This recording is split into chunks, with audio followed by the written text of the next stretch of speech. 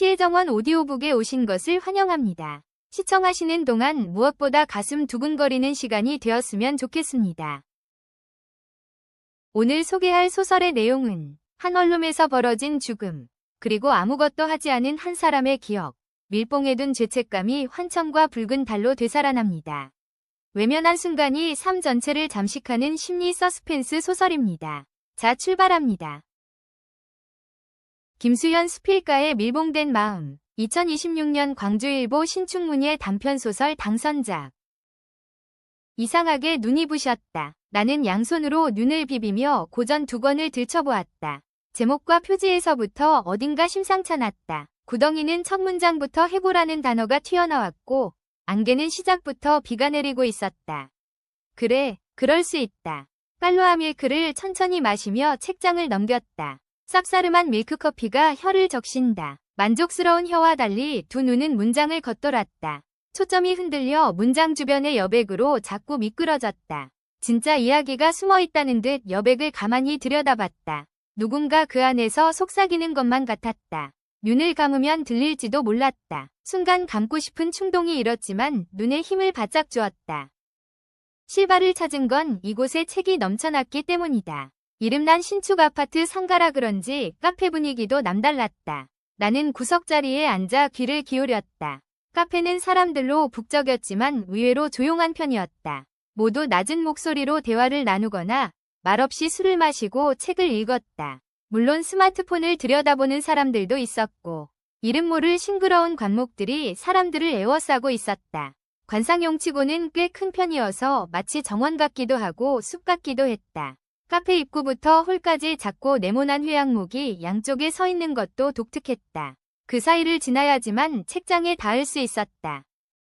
회색 장발을 느슨하게 묶은 사장은 분주했다. 사장은 천체망원경을 바로 옆 공원에 설치하고 관측과 촬영을 동시에 시작했다. 촬영된 영상은 카페 대형 화면으로 송출되었다. 홀 중앙 벽면에 설치된 대형 화면에는 덩그러니 보름달이 떠 있었다. 송출된 화면은 꽤 선명해서 달 표면에 크레이터와 마리아가 뚜렷하게 보였다. 개기월식 이벤트였다. 개기식이 끝나는 새벽 3시까지 카페는 영업한다고 했다. 책에 집중할 수 없고 돌아갈 곳도 마땅찮은 나로서는 괜찮은 볼거리였다. 휴대폰 진동이 울렸다. 나는 진동이 멈출 때까지 검은색 가방을 지켜봤다. 전화는 연달아 3번이 오고 난 뒤에야 멈췄다. 승우일 게 뻔했다. 매일 집에서 보는데도 불구하고 승우는 전화를 자주 했다. 병원을 다녀온 뒤로 내 상태를 일일이 확인하려 들었다. 몸이 아닌 마음이 아팠기 때문에 일일이 확인시켜주기란 불가했다. 나는 입술을 지그시 누르고 가방에서 책 한 권을 꺼냈다. 책은 반년 동안이나 가방 속에 있었다. 말테의 수기는 첫 문장부터 죽음을 말한다. 시인 릴케가 남긴 유일한 장편소설이다. 말테는 릴케 자신의 분신인 셈이다. 젊은 시인은 가난하지 않은 척 애쓰지만 그가 가난하다는 것을 세상은 알고 있다. 낡은 펠트모자와 오버코트와 가죽 구두는 누가 봐도 달코해졌으니까. 시인은 뭐라도 써보겠다는 마음으로 매일같이 집을 나선다. 팔이 곳곳에 떠도는 냄새를 감지하면서 거리를 누빈다. 병자와 빈곤한 노동자들이 내뿜는 냄새를 피하지 않고 마주한다. 지독한 냄새가 제 몸에서도 난다는 것을 알았을 때 시인은 좌절한다. 갑자기 쿵소리가 나더니 문이 열렸다. 뒤쪽 룸에서 여자가 나왔다. 긴 머리에 낯빛이 다소 창백한 여자였다. 여자는 베이지색 플레어 원피스를 입고 있었다. 낯이 창백한 건 조명 때문이었다. 여자는 취기가 도는지 볼이 발그레했고 열기를 한껏 품고 있었다. 여자가 나를 힐끔 보더니 대뜸 웃었다. 그러곤 테이블 위에 놓인 플라토노프, 우나무노, 릴케의 책을 내려다보았다. 나는 여자가 살짝 고개를 끄덕이는 것도 놓치지 않았다. 꿰뚫어보는 듯한 시선이 다소 불쾌했다. 그녀의 목에서 무언가가 흘러내렸다. 작고 균일한 흑갈색 구슬들이 줄줄이 엮여 있었다. 목걸이 끝에 달린 장식을 본 순간 나도 모르게 입술이 벌어졌다. 십자가가 달린 묵주였다. 나는 본능적으로 그녀의 손을 살폈다. 왼손 검지에도 특정한 문양이 박힌 반지가 보였다. 역시 십자가였다. 여자는 회양목 사이를 지나 화장실 쪽으로 갔다. 무릎까지 내려오는 원피스가 살랑거렸다. 나는 끝까지 지켜봤다. 여자가 사라졌는데도 시선을 거두지 못했다. 어떤 죽음에 대해 말하려 한다. 말태가 목격한 숱한 죽음이 되살아났던 어느 밤의 이야기다. 그래, 벌써 반년이 지났다. 나는 그 커플과 원룸 건물 입구나 계단을 오르내리면서 몇 번 마주쳤었다. 전에 살던 원룸 건물은 5층 필로티 구조였고 엘리베이터는 없었다. 나는 3층 오른쪽 끝에 있는 제법 넓은 투룸에 살았다. 옆집 303호에는 남자 혼자 살았고 가끔 여자친구가 찾아왔다. 대체로 옆집은 늘 조용했었다. 벽 너머로 들리는 소음을 통해 나는 옆집 남자를 떠올렸다. 떠올리고 싶지 않아도 일단 소리가 들리면 본인의 의지와는 상관없이 돌아가기 마련이다. 일을 마치고 온 남자는 화장실에서 샤워를 했다. 싱크대에서 물 내리는 소리와 설거지하는 소리도 들렸다. 다만 목소리만은 들리지 않았다. 사물이 움직이고 부딪히는 소리뿐이었다. 나는 옆집이 원룸이라는 것만 알았을 뿐 다른 건 전무했다. 여자친구가 찾아올 때면 옆집은 유난히 소리가 다양해졌다. 웃고 떠드는 소리가 간간히 들려왔다. 옆집 커플은 가벼운 티셔츠에 반바지를 입고 맨발에 슬리퍼를 신고 있었다. 그들은 계단을 올라왔다. 모습을 드러내기 전부터 웃음소리가 계단을 타고 올라와 복도로 퍼져나갔다. 둘 다 적당히 통통한 체형이라 건강해 보였다. 저체중에 40이 되어가는 내 눈에는 그들이 젊고 활기차게 보였다. 두 사람 손에는 흰색 비닐봉투가 들려 있었다. 봉투는 꽤 묵직해 보였는데 아마 주말 동안 먹을 식음료였을 것이다. 안에 무엇이 들었을지 짐작하는 건 그리 어렵지 않았다. 편의점에서 살만한 것들은 주로 술이나 안주, 음료, 간편식, 컵라면, 과자, 아이스크림 같은 그런 것들. 옆집에서 들리는 소리는 윗집 소음에 비하면 양호한 편이었다. 거구의 게임 유튜버인 윗집 남자가 걸을 때마다 천장이 울렸다. 그날 사건이 벌어지던 밤에도 아이템에 광분하며 내지르던 유튜버의 소리가 들렸다. 그날 옆집 커플은 평소처럼 먹고 마실 것들을 왕창 샀을 것이다. 그날은 남자가 한 명 더 있었으니 그 양은 2배였을 것이고 성인 3명이 원룸에 앉아 술을 마시기에는 협소할 게 분명했다. 자정을 넘겨 1시가 되었을 무렵이었다. 간간히 여자 목소리가 들려왔다. 여자의 낮은 톤은 옆집 남자의 술주정에 묻혔다. 옆집 남자는 모든 것을 집어삼킬 듯 짓걸려댔다. 부실한 벽을 통해 모든 소리가 흘러들었다. 인이어를 껴도 옆집에서 들려오는 소리를 잠재우지 못했다. 술병이 구르는 소리가 나기까지 그들은 그저 술을 마시는 젊은이들에 불과했다. 나는 모로 누운 채 잔잔한 연주곡을 들었다. 인이어가 귀에 눌려 불편했다. 양쪽 귀에서 인이어를 빼고 블루투스를 껐다.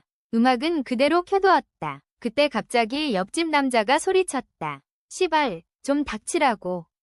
그 한마디가 내 귀를 관통했다. 이어 술병이 넘어져 바닥을 구르는 소리가 들렸고 무언가가 충돌하는 묵직한 소음이 울렸다.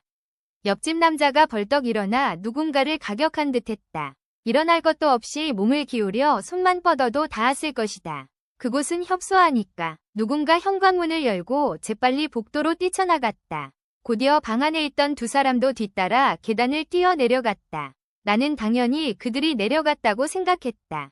급격한 추위에 얼어붙은 듯 나는 숨조차 제대로 쉬지 못했다. 살짝 열려있던 안방 문틈으로 거실 전등 불빛이 스며들었다.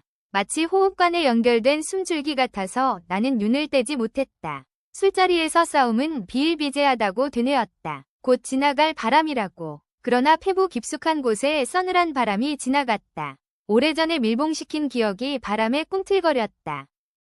잠시 뒤 건물 위쪽에서 계단을 뛰어내려오는 소리가 들렸다. 조금 전 내려간 줄만 알았던 그들은 위로 올라갔던 거였다. 옆집 남자가 소리쳤다. 어떻게, 은수야, 은수야. 파랗게 질린 목소리가 건물을 뒤덮었다. 좁은 복도와 좁은 문과 좁은 계단을 타고 급속도로 퍼져나갔다. 옆집 남자는 은수를 애타게 불렀다.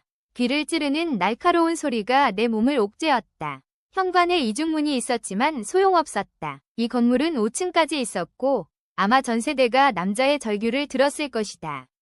밤낮을 가리지 않고 아이템에 돈질하며 제발거리는 윗집 유튜버도 그리 떠들던 유튜버도 잠잠했다. 어디에서도 문이 열리거나 사람의 기척은 들리지 않았다. 건물 밖에서 짐승이 울부짖었을 뿐이다. 은수야, 눈 좀 떠봐, 은수야. 은수는 눈을 뜨지 못했다. 남자가 미친 듯이 눈을 뜨라고 외쳐댔기 때문이다. 나는 음악을 껐다. 음악마저 비통해 들을 수 없었다. 새벽 2시였다. 3층 거실 창문으로 내다보고 싶었지만 용기가 나지 않았다. 나는 야근 중인 승우에게 전화를 걸었다. 그는 받지 않았다. 받았다면 처음부터 한달음에 달려왔다면 다른 결말을 맞았을지도 모른다. 어느 겨울밤 윗집에서 자정이 넘도록 시끄러웠다. 윗집 거구와 남자 여럿이 게임 방송을 하는 모양이었다. 소리는 고스란히 아래로 전해졌다. 잠을 뒤척이던 승우가 갑자기 일어나더니 내복 차림으로 밖으로 나갔다. 너무 재빨라서 나는 미처 잡지 못했다. 승우는 같은 게이머로서 지금까지 윗집 소음을 참았었다. 나는 최악의 상황이 벌어질지 몰라 휴대폰을 손에 쥐고 있었다. 승우가 계단을 올라가 현관문을 거칠게 두드렸다. 잠시 뒤 문이 열렸다. 나는 어렵지 않게 승우의 모습을 그릴 수 있었다. 승우는 험악한 얼굴로 거구에게 말할 것이다. 지금 시간이 몇 시인데 시끄럽게 하냐고. 덩치는 윗집 남자보다 작아도 승우는 어깨가 떡 벌어졌고 얼굴도 거칠었다. 거친 얼굴만큼이나 거침없었다. 나는 그 와중에 회색 내복을 입고 있는 그를 떠올렸다. 얼마 뒤 승우가 계단을 내려왔다. 그는 아무렇지 않게 이불 속으로 들어가 잠들었다. 이후부터 밤늦게 윗집에서 소란을 피우면 승우는 경찰에 신고했다.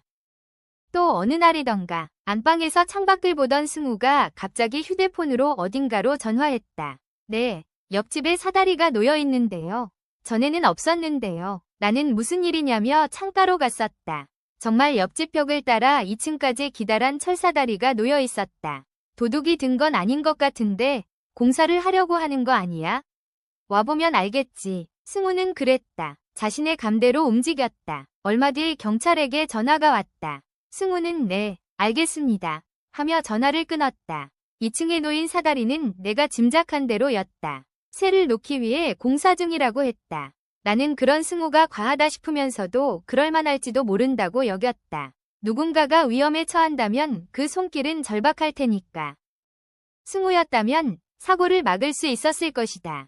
여자가 계단을 오르기 전에 옆집 현관문을 두드렸을 것이다. 내복 바지가 아닌 회색 추리닝 차림으로. 적어도 나처럼 비겁하게 굴진 않았을 것이다.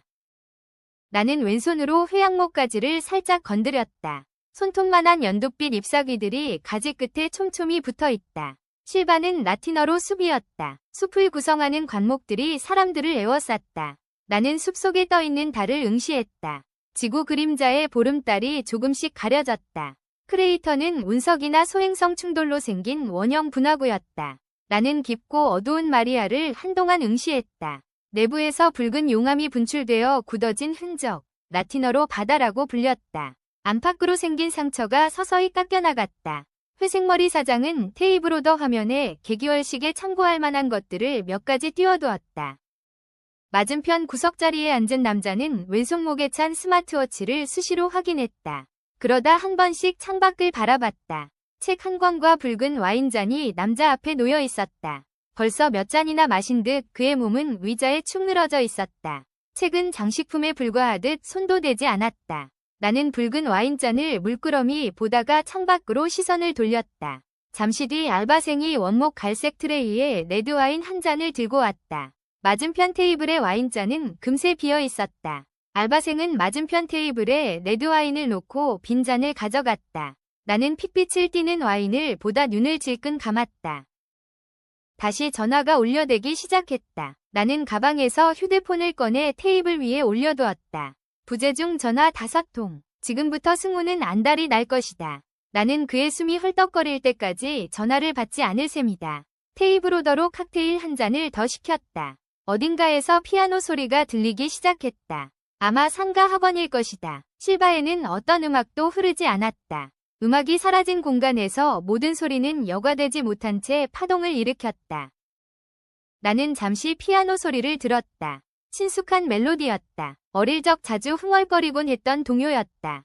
그러다 문득 가짜 달이 아닌 진짜 달이 보고 싶어졌다. 나는 자리에서 일어났다. 사각 테이블이 앞으로 밀리며 날카로운 소리를 냈다. 앞 테이블 와인남과 눈이 마주쳤다. 남자의 눈은 벌겋게 충혈되어 있었다. 며칠째 잠을 못 잔 걸까? 실연을 당했나? 아니면 부모를 여인 걸까? 별별 생각이 스쳤다. 나는 회양목을 피해 밖으로 나가려다 잠시 멈칫했다. 화장실로 갔던 여자는 아직 돌아오지 않았다. 찬바람이 정면으로 불어왔다. 나는 코트를 걸치지 않은 탓에 바들바들 떨었다. 코끝이 간질거리더니 기침이 터져나왔고 콧물마저 흘러내렸다. 고개를 들고 보름달을 쫓았다. 어둠 속에서 달은 한쪽이 구부러진 채 원형을 잃어가고 있었다. 얼마 뒤 서서히 밀려오는 두터운 구름에 달은 자취를 감췄다. 나는 구름이 사라질 때까지 그 자리에 서 있었다. 손이 금세 얼어붙었다. 승호의 손은 따뜻하다. 그의 팔뚝은 단단하고 위팔 안쪽은 부드럽고 말랑했다. 그가 내 가슴을 조물거리듯 나는 그의 손을 잡거나 겨드랑이에 손을 넣어 위팔 안쪽을 왼손으로 매만졌다. 반복적으로 만지면 피부가 벗겨질 것 같았지만 계속 만졌다. 승우는 한 번도 운전하는데 방해된다고 말하지 않았다. 말하지 않아서 계속 만졌고 다른 흥미거리가 생기면 금세 손을 놨다. 한 번씩 싸울 때면 나는 팔을 잡을 수 없어서 미칠 것만 같았다. 언젠가 장결의 어둠 속에서 승우가 물었다. 너는 내 팔만 있으면 되냐고. 그 말을 듣자 순간 머리가 멍해졌다. 그럼 너는 내 가슴만 있으면 되겠네. 하고 말하려다 입을 다물었다. 팔과 가슴만 둥둥 떠다니는 건 굉장히 이상하니까. 정말 묻고 싶은 건 이런 게 아니었을까. 팔만 필요하다면 다른 사람 팔이어도 되는 거냐고. 나는 맞받아쳤을 것이다. 너는 다른 사람 젖가슴이어도 되는 거냐고. 여자가 뛰어내린 원룸 건물은 둔중한 침묵에 휩싸였다. 나는 앰뷸런스가 와서 여자를 실어 갔을 거라고 짐작했다. 휴대폰을 보니 새벽 3시가 넘었다. 귓가에는 짐승 소리가 여전했다. 안방에서 나와 불이 켜진 거실을 서성이며 창문을 노려봤다. 어떻게든 머리를 내밀어 창밖을 확인하고 싶었다. 뭐라도 보고 싶어서 거실 대신 세탁실이 있는 우측 베란다로 걸어갔다.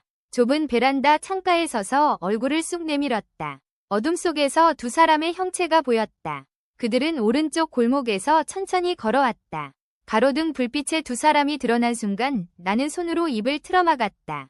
옆집 남자와 다른 한 남자였다. 그 순간 거실 전등 불빛이 세탁실까지 비친다는 것을 알았다. 부들거리며 슬금슬금 뒷걸음질 쳤다. 그들은 옆집에 불이 켜진 걸 봤을 것이다.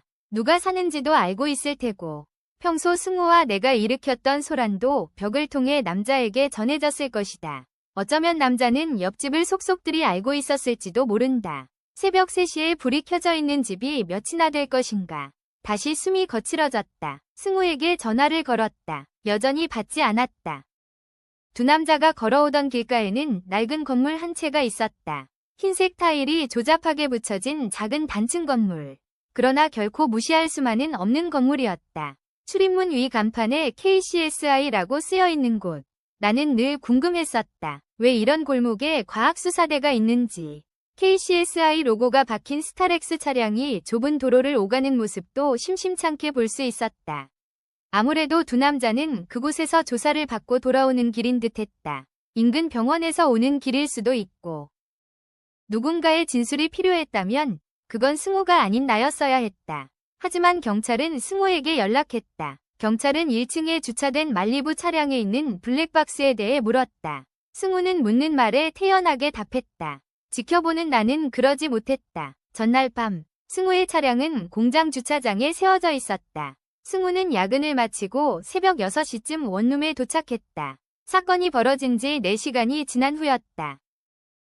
길가엔 검붉은 핏자국이 남았다. 핏자국은 검었고 우둘투둘한 아스팔트에 눌러붙어 말라갔다. 나는 힐끔거리며 피해 다녔다. 자살로 처리됐을 것이다. 과실치사도 상해치사도 아닌 고작 20대에 불과했다. 그 후 며칠간 비가 내렸다. 빗물에 씻긴 핏자국이 희미해질수록 그것은 내 안으로 침투했다. 고요하고 적당히 어둠이 내리는 곳에 뿌리를 내렸다. 나는 서둘러 이사를 가야 한다고 외쳤다. 정신이 반쯤 나가 있었다. 승우는 그런 나를 말없이 지켜봤다. 괜찮다는 말로 애써 위로하려 들지도 않았다. 볕에 그을린 얼굴에 복잡한 심경이 스쳤지만 곧 지워졌다. 어떻게든 옆집에서 벗어나야 했다. 집주인은 계약기간 운운하며 말렸지만 그도 알았을 것이다. 내가 제정신이 아니라는 것을 전화기 너머로 알겠다는 말을 듣기까지 나는 같은 말을 반복했다. 이사를 가기 전까지 나는 밖으로 나돌았다. 옆집에서 소리가 들려도 끔찍했고 들리지 않아도 끔찍했다. 윗집 게임 유튜버가 짓거리는 소리에 오히려 귀를 쫑긋 세웠다. 누군가 현관문을 두드릴지도 모른다는 생각에 한참 동안 문을 노려봤다. 집을 벗어나 하염없이 걸었다. 초여름의 습한 열기에 정신이 아득했지만 멈추지 않았다. 가장 편한 서점으로 갔다. 대형 쇼핑몰에 딸린 서점이라 사람들이 많았다. 나는 평소 하던 대로 창가에 있는 기다란 테이블에 앉았다. 시원한 공기에 땀을 식히며 자격증 공부를 했다. 옆에는 고전 4권을 올려두었다. 볼펜을 들고 열심히 밑줄을 긋고 있던 중 누군가가 말을 걸었다. 여기서 다른 용물을 보면 안 됩니다. 이 수험서도 가지고 온 것 같네요. 나는 할 말을 잃고 매니저를 빤히 올려다봤다. 늘 했었는데 왜 안 된다고 하는 걸까? 옆에 있는 고전을 가리키며 물었다. 이 책을 사려고 하는데도 안 되나요? 매니저는 그래도 안 된다고 했다. 나는 서점을 터벅터벅 걸어 나왔다. 두 발은 멈추지 않았다. 발바닥이 아파 절뚝거리면서도 무작정 걸었다.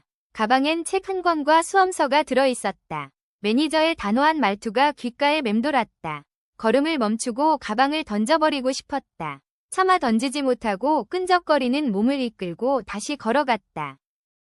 거대한 신축 아파트 단지가 눈앞에 펼쳐졌다. 상가에는 하나둘 상점들이 입점했다. 나는 공인중개소 유리벽에 붙은 안내문들을 하나씩 살폈다. 얼마나 대출을 받아야 입주할 수 있는지.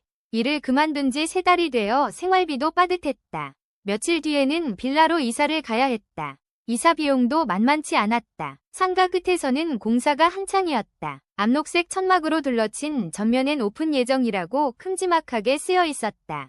그 안에서는 그라인더 갈리는 소리와 드릴과 공구를 두드리는 소리가 요란했다. 텅 빈 내부를 채우기 위해 구슬땀을 흘릴 것이다. 나는 주위를 두리번거렸다. 더위를 피해 잠시 쉴 곳이 필요했다.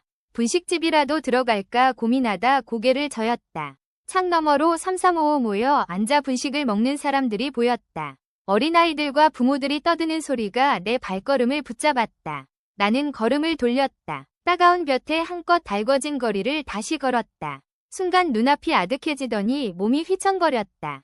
흐릿한 시야 너머로 십자가가 들어왔다. 이상하게도 그 십자가가 거북스럽지 않아서 일단 그곳으로 가볼까 싶었다. 성당은 고요할 것이다. 나는 십자가를 향해 가다 걸음을 멈췄다. 그리고 다시 상가로 돌아와 분식집으로 들어갔다. 김밥 2줄 포장해주세요. 실내 공기는 놀라울 만큼 차가웠다. 가게는 바깥에서 보던 것만큼이나 시설이 깔끔했다. 머리와 옷차림이 단정한 아이들이 지칠 줄 모르고 제잘거렸다. 부모들은 음식을 입안에 넣고 대화하느라 바빴다.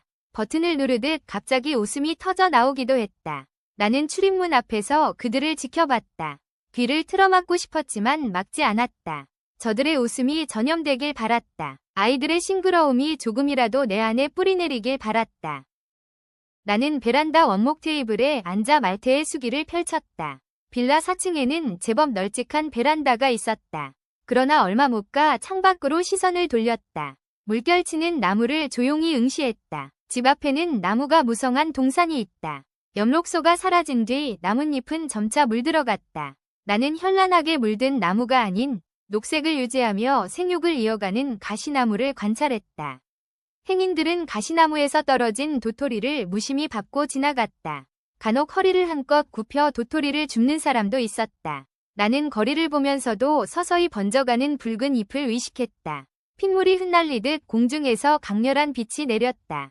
반쯤 감긴 두 눈과 두툼한 입술과 긴 머리카락에도 누군가는 죽고 누군가는 살아남는다. 그래, 여자는 조금 일찍 갔을 뿐이다. 그러니 연연해할 필요는 없다. 누군가를 처벌한다 해도 여자는 돌아오지 않는다. 커피 맛도 어쩐지 수상했다. 나는 이물질이 들어갔는지 확인했다. 녹슨 물이 섞인 듯 입안이 텁텁했다. 쇳가루가 들어가기라도 한 걸까? 승호 작업복에는 미세한 쇳가루가 붙어 있었다. 조심한다고 해도 집안 어딘가에 떨어질 수도 있었다. 나무들이 계속 흔들렸다. 어떤 날은 거실 소파에 앉아있다 벌떡 일어났다.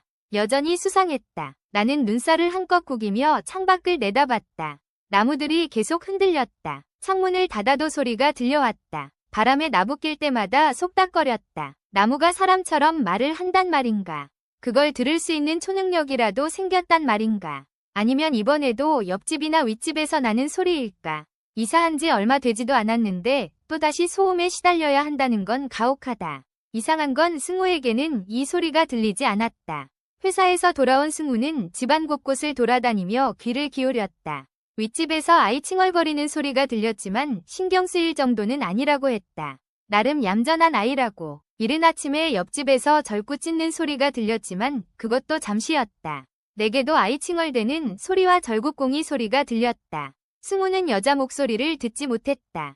그 여자가 집 안팎에서 반복적으로 하는 말들을 명확하진 않지만 점점 강도를 더해가는 소리를. 나는 서둘러 머리를 감고 브래지어를 착용하고 거울을 보며 화장을 했다. 앞 테이블에 와인남이 술에 취해 쓰러졌다. 와인잔이 넘어지며 테이블을 적셨고 붉은 와인이 바닥으로 뚝뚝 떨어졌다. 남자는 사각 테이블에 고꾸라진 채 잠들었다. 책과 휴대폰이 젖어버렸다. 바코드가 붙은 책이었다. 배상을 해야 할 텐데. 그때 남자의 휴대폰이 울렸다. 와인에 흠뻑 젖은 채 울려댔다. 나는 전화를 대신 받아야 할지 망설였다. 다행히 바 테이블 안쪽에 있던 알바생이 급히 달려와 상황을 정리했다. 나는 와인남을 한심한 눈길로 바라봤다. 나는 술을 믿지 않았다. 평소 술을 마시지도 않았다. 이렇게 마신 게 언제인지 가늠하지 못할 만큼. 술주정하는 자들을 지켜보는 것도 지겨웠다. 아버지도 매일 마셨다. 손을 덜덜 떨면서도 기어코 잔을 들었다. 술을 마시면 무거운 입이 열렸고 모진 말들이 쏟아졌다. 어렸을 때는 아빠가 마냥 좋았다. 그 시절의 아빠는 머리가 거먹고 훤칠했었다. 나는 아빠 옆에 가만히 앉아 손길을 기다렸다. 아빠는 내 머리를 쓰다듬는 대신 담배 연기만 연신 뿜어댔다. 거실 창틀에는 솔담배와 88과 디스가 번갈아가며 놓여 있었다. 나는 그 연기가 좋았다. 아빠가 뿜어내는 연기를 코와 입으로 연신 빨아들였다. 며칠간 아빠가 돌아오지 않으면 거실 창틀에 앉아 노래를 불렀다.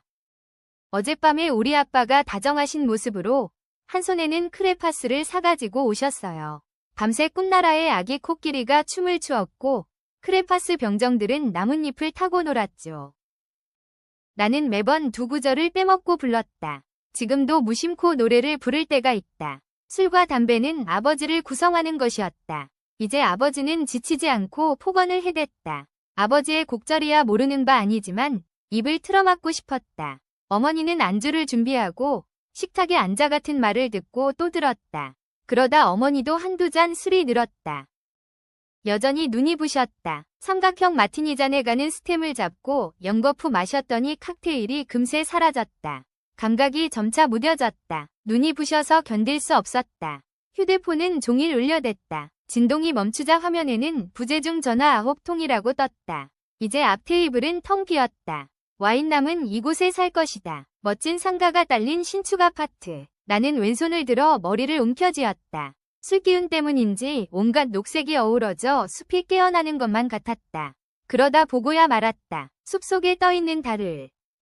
달은 지구 그림자에 가장 깊숙하게 들어갔다. 생전 처음 마주한 붉은 달을 보자 등골이 서늘해졌다. 드디어 본색을 드러내는구나. 너는 거기에 있었구나. 검붉은 달을 노려봤다. 흐릿했던 소리가 일사불란하게 배열되며 선명하게 들렸다. 죽여버릴 거야. 죽여버릴 거야. 죽여버릴 거야. 세포변이를 일으키듯 소리가 다르게 들리기도 했다. 죽어버릴 거야. 죽어버릴 거야. 죽어버릴 거야. 나를 벼른 듯 응집된 소리가 쏟아졌다. 이니어를 다급하게 꼈다. 죽여버릴 거야. 죽여버릴 거야. 소리는 안팎으로 휘몰아쳤다. 속이 역류되듯 울렁거렸다. 나는 휴대폰을 집어들고 자리에서 일어났다. 가느다란 팔을 허공에 휘저으며 뭔가를 붙잡으려 했다. 나는 휘청거리며 회양목 사이를 지나갔다. 저 끝에 갈색 책장이 보였다. 승우는 한 벽면을 차지한 갈색 책장을 두고 불편한 기색을 감추지 못했다. 책장은 집만 달리할 뿐 언제나 거실에 있었다. 이사를 준비할 때마다 승우는 양손을 허리에 걸친 채 책을 처분할 방법을 궁리하곤 했다. 나는 개의치 않고 칸마다 빈틈이 생기지 않도록 채우고 돌봤다. 서로의 자산을 건드리면 어떤 일이 벌어질지 우린 알고 있었다. 승우는 모니터 3대, 본체 2대로 리니지 게임을 했다. 10년 넘게 리니지만 하는 정통파였다. NPC는 지칠 줄 모르고 아우성이다. 살려줘, 살려줘. 소년 또는 아이, 만나서 반가워요. 소녀 또는 여성, 캐릭터가 위험합니다. 캐릭터가 위험합니다. 남성, 무력이 떨어졌습니다. 남성. 승우는 침침한 거실에서 모니터 세대가 발산하는 빛 속에 앉아 있었다. 한때는 혈맹을 이끌던 군주였고 꽤 큰 돈을 만졌던 시절도 있었다. 세월이 흘렀다. 거실에서는 살려달라고 구해달라고 아우성이었다. 나는 침실 문을 닫았다. 한 번씩 방문이 열렸다. 열린 문틈으로 탁한 두 눈이 나의 동태를 분주히 살폈다. 나는 원목 책상에 앉아 스탠드 조명에 위지의 책을 봤다. 한낮에도 햇볕은 희박했다. 앞사는 짙푸른 녹음을 제공하는 대신 볕을 앗아갔다. 여전히 겉도는 책을 붙잡고 방문을 힐끔거렸다. 승우는 문을 느슨하게 닫은 채 제자리로 갔다. 승우를 구성하는 소리가 문틈으로 밀려왔다. 나는 밀려드는 소음을 견디지 못하고 방문을 닫았다. 어떤 시간은 밀봉되어 눈을 감으면 돌아가 버린다. 원룸 건물은 열악했지만 일조량만큼은 부족함이 없었다. 한날에 우리가 그곳에 있다. 그 한날은 대낮이었고 창문으로 햇살이 쏟아져 내렸다. 거실에 있던 사물들이 모두 깨어나 저를 봐달라고 아우성이었다. 갈색 책장, 컴퓨터, 빈 술병, 앤틱 전등, 앤틱 벽시계 위로 먼지가 수북했다. 조잡한 하늘색 서큘레이터도 거실에 있었다. 승우는 낮부터 안방에서 술을 마셨다. 하얀 접이식 밥상에는 마트에서 사온 광어회가 절반쯤 남아있었다. 소주는 2병째였다. 그는 마땅한 일이 없어 한동안 쉬고 있었다. 나는 건설회사에 다닌 지 3달이 되었다. 건설회사라서 남직원들이 많았다. 한창 바쁜 시즌이라 회사에서 밥을 시켜 먹고 야근을 했다. 10시를 넘겨 자정이 되도록 작업은 끝나지 않았다. 나는 회사차를 타고 귀가했다. 지친 몸으로 귀가하면 승우는 나를 힐끗 쳐다봤다. 눈빛이 예사롭지 않았다. 그런 날이 한동안 이어졌다. 두 번째 소주가 바닥을 보일 때였다. 소주잔은 언제나 하나였다. 술을 마셔야지만 속내를 드러내는 자들이 있다. 승우 역시도 그랬다. 그런데 이날은 부쩍 말수가 적었다. 말 대신 얼굴과 눈빛이 시시각각 변했다. 한쪽 입꼬리를 비틀어 올리고 비웃고 있었다. 무슨 말을 하고 싶어서 저리 뜸을 들이나. 나는 승우를 가만히 지켜봤다. 그래서 좋냐? 좋아? 뭐? 그래서 좋냐고. 무슨 소리야 대체. 그 순간 승우가 갑자기 왼팔을 뻗어 내 머리채를 움켜잡았다. 머리채를 잡고 거실로 끌고 나갔다. 안방에서 끌려나가는 동안 시간은 부유하듯 느려지더니 갑자기 내달렸다. 승우는 머리채를 잡고 마구 흔들었다. 놔, 이건 놔. 소나기에서 벗어나려고 몸부림을 쳤다. 승우는 놓지 않았다. 나는 마룻바닥을 내려다보며 이 상황에서 어떻게 해야 할지 머리를 굴렸다. 어쩌면 죽을지도 모른다는 최악의 상황이 저절로 떠올랐다. 그렇게 남자가 좋냐고.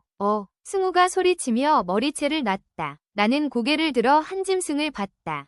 주먹을 움켜쥐고 외쳤다. 도대체 무슨 소리냐고. 입을 다물고 있으면 안 될 것 같았다. 승우가 주먹을 날릴 듯 오른손을 움켜쥐었다. 나는 피하지 않았다. 승우를 똑바로 쳐다보면서 말했다. 때리기만 해봐. 그럼 끝장이야. 승우의 눈빛이 순간 흔들렸다. 승우는 내 눈을 피했다. 거친 욕설을 내뱉으며 하늘색 서큘레이터를 집어던졌다. 그가 이 집으로 들어올 때 들고 온 거였다. 서큘레이터는 산산이 부서져 바닥을 나뒹굴었다. 그는 비싼 텔레비전이나 컴퓨터는 손대지 않았다. 그 와중에 부숴도 될 만한 물건을 고른다는 게 조금 우스웠다. 그런 다음 승우는 주먹으로 안방문을 내리쳤다. 문이 움푹 들어갔다. 주먹은 나를 향하지 않았다. 나는 씩씩거리며 그가 현관으로 가 슬리퍼를 신고 밖으로 나갈 때까지 노려봤다. 누군가가 내 팔을 만지고 있었다. 눈을 슬쩍 떴다. 실발을 찾아낸 승우가 내 팔을 주물었다. 팔을 주무르며 한 번씩 왼손목에 찬 스마트워치를 보곤 했다. 악몽을 꿀 때마다 승우는 내 팔을 다독이고 양팔을 번갈아가며 주물러 주었다. 강도를 조절해가며 내가 다시 잠들기까지 매번 그랬다. 나는 엎드린 채 그런 승우를 지켜봤다. 그는 와인남보다 볼품없고 심지어 나이든 사장만도 못했다. 그는 쇳가루와 땀 냄새가 밴 회색 작업복을 입고 있었다. 염색도 소홀한 탓에 옆머리에 흰머리가 성성했다. 나는 고개를 들어 대형 화면에 떠있는 달을 봤다. 지구 그림자가 이탈하면서 깎여나간 달이 다시 재생되었다. 핏빛을 띠던 달은 점차 은빛을 발산했다. 왜 그래? 괜찮아? 승우가 왼손을 펴 내 눈앞에서 흔들었다. 나는 승우의 눈을 빤히 쳐다봤다. 푹 꺼진 눈에 고단함이 배어 있었다. 흰자위는 실핏줄이 얽혀있고 까만 동공은 조용히 열렸다가 수축되었다. 꿈속에서 앞차와 시비가 붙였다. 앞차가 속도를 줄이더니 운전자가 문을 열고 나왔다. 승우도 기다렸다는 듯 차에서 내렸다. 중년의 얍삽한 얼굴을 한 남자가 승우에게 다가왔다. 사람들이 하나둘 모여들어 두 사람을 에워쌌다. 나는 차 안에서 그 상황을 지켜봤다. 앞차 운전자는 눈이 부리부리하고 행동은 침착했다. 마치 이런 상황을 몇 번이나 겪어본 듯한 몸놀림이었다. 얼굴 윤곽은 흐릿했는데 이상하게 눈빛만은 강렬했다. 나는 알 수 없는 기식감을 느꼈다. 그때 얍삽한 남자가 외투 안에서 뭔가를 꺼냈다. 남자는 흉기를 손에 들고 승우를 끌어안았다. 승우는 움찔하더니 두 눈이 점점 커졌다. 굳게 닫혀있던 입이 벌어졌고 두 눈이 기이하게 커지더니 초점을 잃어갔다. 나는 사색이 된 채 망설였다. 밖으로 나가야 할지 문을 잠궈야 할지. 옥신거리는 명치를 부여잡고 숨을 헐떡거렸다. 승우는 차디찬 내 손을 놓지 않았다. 테이블 맞은편에 앉아 자신의 체온을 전해주었다. 눈빛은 사뭇 진지하면서도 다정했고 급기야 장난스럽기까지 했다. 나는 눈을 질끈 감았다. 손에 흉기를 쥔 남자가 눈앞에 어른거렸다. 나는 왼손으로 책 한 권을 꽉 쥐고서 다시 승우의 눈을 봤다. 그 눈은 살기를 띠지도 부리부리하지도 않았다. 막지도 눈이 부시지도 않았다. 흐릿한 눈에는 내가 죽을지도 모른다는 일말의 불안이 깃들어 있었다. 가소로웠다. 나는 피식 웃으며 책을 챙겼다. 여러분, 김수현 소설가의 밀봉된 마음 잘 감상하셨습니까? 이 작품은 독자에게 묻습니다. 당신이라면 문을 열었을 것인가? 그리고 더 잔인한 질문은 열지 않았던 기억, 당신 안에도 있지 않은가? 결론적으로 보면 아무것도 하지 않은 순간이 평생을 파괴한다고 말하는 것 같습니다. 구독, 좋아요는 저에 대한 사랑입니다. 시청 감사드리며 행복한 시간 되세요.